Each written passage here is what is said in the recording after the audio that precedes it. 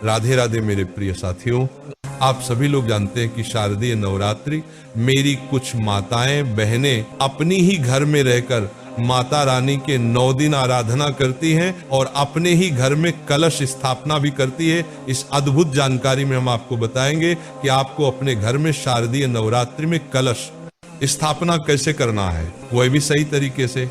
देखिए महाराज, इस बार शारदीय नवरात्रि 22 सितंबर 2025 से शुरू हो रही है और 1 अक्टूबर 2025 के दिन तक चलने वाली है।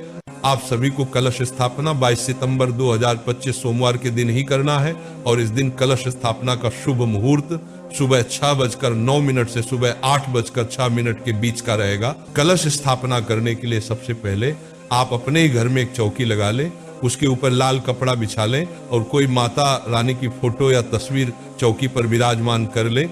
माता रानी के सीधे हाथ की तरफ आपको कलश स्थापना करनी है। कलश स्थापना के लिए सबसे पहले आपको चावल से अष्टदल कमल बनाना होता है। यदि अष्टदल कमल बनाना ना आता हो तो आप चावल की ढेरी लगाकर उसके ऊपर कलश को स्थापित कर सकते हैं। कलश या लोटा आपको पीतल, तांबा या मिट्टी का ही लेना है, यहाँ पर स्टील का लोटा नहीं लिया जाता है। सबसे पहले आप अपने लोटे के अंदर थोड़ा सा गंगा जल डालें, उसके बाद उसके अंदर शुद्ध जल भरकर उसे फुल भर दें।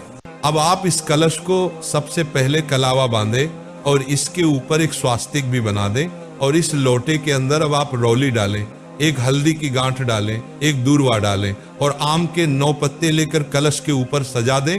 अब आपके पास अगर कुसा है तो वही भी कलश के अंदर डालें या 2 चावल के दाने आप इसकी जगह पर डाल सकते हैं। इसके बाद एक सुपारी भी डालें और पंचरत्न भी डालें। ये पंचरत्न आपको पूजन वाली दुकान पर 10 में मिल जाएगा। अभी 1 रुपए का सिक्का भी डाल दें और एक कटोरी लेकर उसमें गेहूं या चावल भरकर उस कटोरी को इस कलश के ऊपर रख दें।